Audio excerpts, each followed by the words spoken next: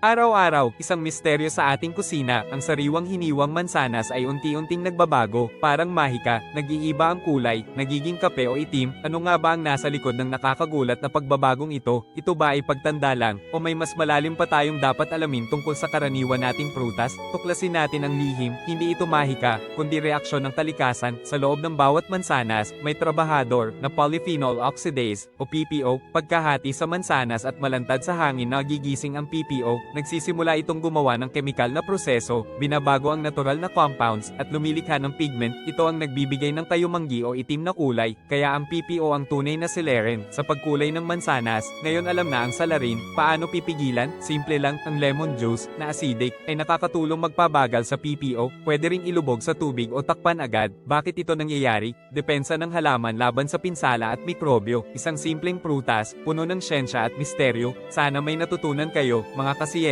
Hanggang sa susunod.